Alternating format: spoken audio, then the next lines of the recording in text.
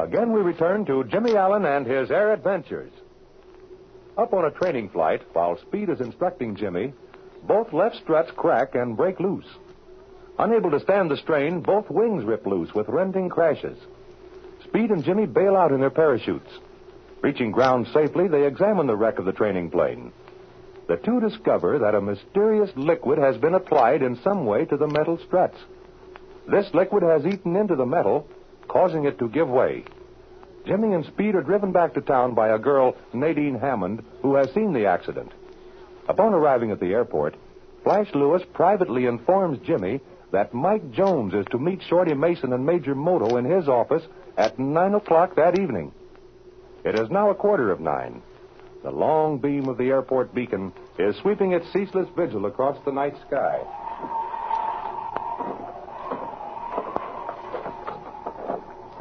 Is that you, Dick? Right here, Jimmy. But what's up? Oh, gee, Dick. I'm glad my phone message got to you in time. You remember I told you I was going to need your help? You bet I do. And what I said to you then goes now. I know it. If I hadn't found you, I would have had to ask somebody else. Flash Lewis, probably.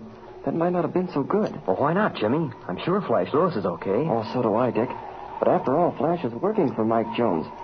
I'm sure Flash would help me all right, but we may get caught doing what I want to do tonight. And if Flash was along, it would mean his job. I'm sure of that. I see what you mean, Jimmy. And this must have something to do with Mike Jones. Right you are. Hey, maybe you don't know what happened this morning. Well, if you mean about you and Speed bailing out, I know all about that. Flash told me about it this afternoon. Then it was in the evening papers with pictures of the wrecked plane and everything. Fine. Then I don't have to go over that. Well, anyway, when Speed and I got back to the field, I found out there was going to be a meeting tonight at 9 o'clock between Mike Jones, Shorty Mason, and this Major Moto at Mike's office.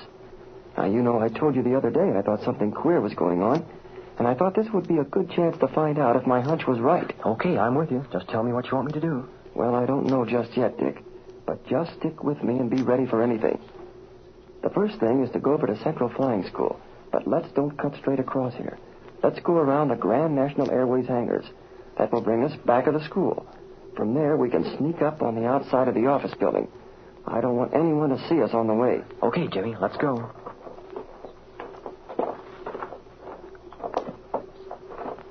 So you heard about our accident, did you, Dick? Yes, I did. But Flash had barely started to tell me about it when Mike Jones came along and told him to shut his mouth. He ordered him not to say anything more about the accident to anyone. Later on, I saw Mike talking to Shorty Mason.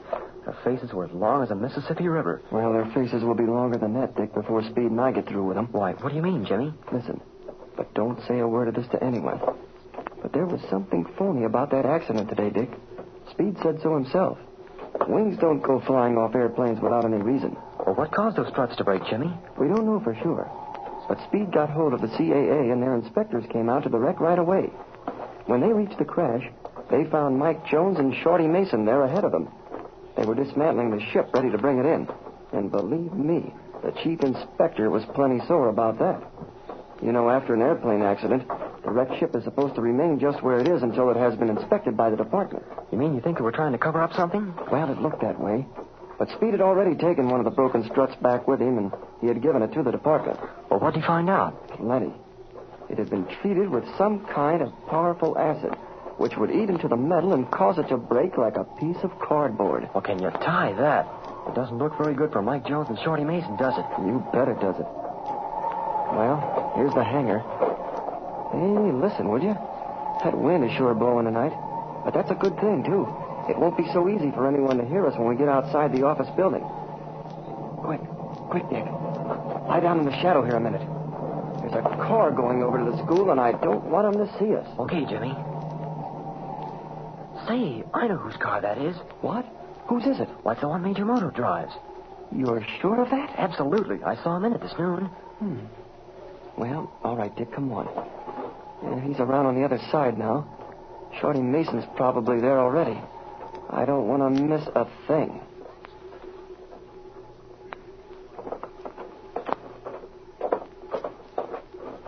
Well, here's the office building. And look, Jimmy, there's a light in Mike Jones' office. Good. Come on now, Dick. We'll creep along this wall and get right under the window. Hey, I sure hope he leaves the window open a little. He probably will. It's a warm night. Well, there's one thing certain. I don't think they'll hear us. Boy, listen to that wind whistle around the corner of the building. We're almost there, Jimmy. Don't see anything more, Dick. Now, I'll stand by the side here, and you crouch down under the windowsill. Okay, Jimmy. I don't know about that, Shorty. Not after what happened this morning. Ah, don't worry, Mike. But they certainly were lucky. Lucky? Huh, you're telling me. I don't like the looks of things, I can tell you that. Those CAA inspectors... them dumb guys. They won't find anything. I wouldn't be too sure about that, Shorty.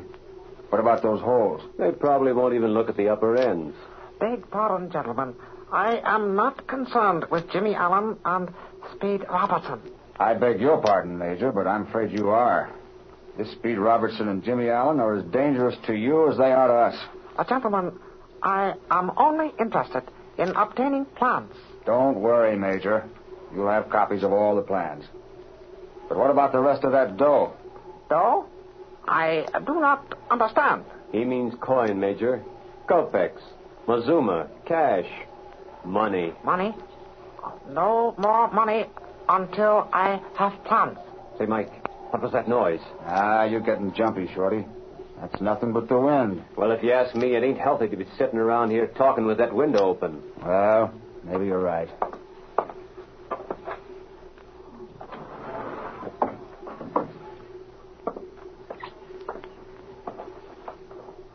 Come on, Dick. Let's get away from here. Okay, Jimmy. Say, what were they talking about? And what were those plans they mentioned? Did you hear anything they said, Dick? You bet I did, Jimmy. All right, then listen. Don't say anything to anyone about what you just heard. I may want you to repeat it later, but when that time comes, I'll let you know. I've got to leave you now. I've got to see somebody right away. See you in the morning. Okay, Jimmy. So long. So long, Dick.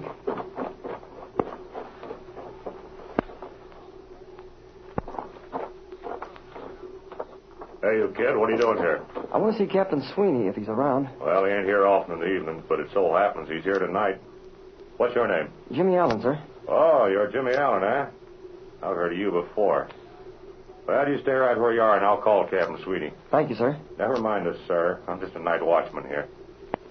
Captain Sweeney? Oh, Captain Sweeney. What is it? There's a kid here by the name of Jimmy Allen who wants to see you. All right, bring him in. Come along, kid.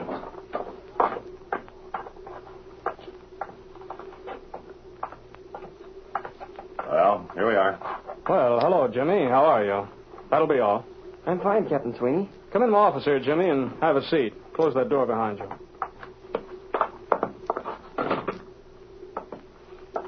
What have you got on your mind, Jimmy? It must be very important to bring you down here at this time of night. By the way, how did you know I was here? Oh, I didn't, sir. I just took a chance. But here's what I came to talk to you about. It's my understanding that this new jet-propelled fighter being built here at the factory is extremely valuable. Isn't that true? Well, I'm not sure that I understand you right, Jimmy. That depends on what you mean by valuable. I mean that it's such a wonderful plane that any foreign country would be very eager to have one just like it. Because if they didn't, and they ever went to war with the United States, our Air Force would be much better than theirs. Well, what you say is very true, but where did you get those ideas? You didn't think them all out yourself, did you? No, not entirely. I asked someone else. Whom did you ask? Speed Robertson. You asked Speed Robertson, huh? And he told you all about that? Yes, sir. But he didn't mention the subject to me himself. I asked him about it. Well, I'm glad you came down here. I expect Mr. Russell here any minute now, and we may have something very important to tell you. You can tell me anything you want, Captain Sweeney. I believe that. And I want you to know that you and Mr. Russell can trust me. I believe that too, Jimmy. You know, after my talk with you and Mr. Russell the other day, I felt quite sure that things weren't just as they should be. And I also felt that you and Mr. Russell suspected Speed Robertson of doing something wrong. That must be Russell now. Come in. There's that gentleman you're expecting. Well, hello, Mr. Russell. You know Jimmy Allen here. Sure I do. How are you, Jimmy? Fine, Mr. Russell. That's all. Close the door behind you. Mr. Russell, Jimmy Allen here has been doing some thinking along lines that we're very much interested in. Just continue, Jimmy. What else have you been thinking? Well, if this new plane is so extremely valuable, Some foreign nation might send an agent or a spy here to steal the plans of the ship. Of course, that may sound as if I've been reading some dime novels, but believe me, I haven't. Not at all, Jimmy. But had you ever thought of the possibility that some foreign country might hire an American to steal these plans? Why, no, I hadn't. Well, I didn't think any American would even think Well, when you get older, Jimmy, you'll find out that some men will do anything for money. But tell me, what are you driving at? Do you have any definite suspicions? Yes, I do. All right. Captain Sweeney and I feel sure you're on the level. I feel justified in taking you into our confidence, Jimmy. Part of the plans of the jet plane have been stolen from this factory. If you have any information that'll help us, if there's any way you can aid us, tell us at once. We feel sure that Jimmy has information that will amaze Captain Sweeney and Mr. Russell. Perhaps you, too, would be interested. If so, don't fail to hear the next exciting episode of the Air Adventures of Jimmy Allen.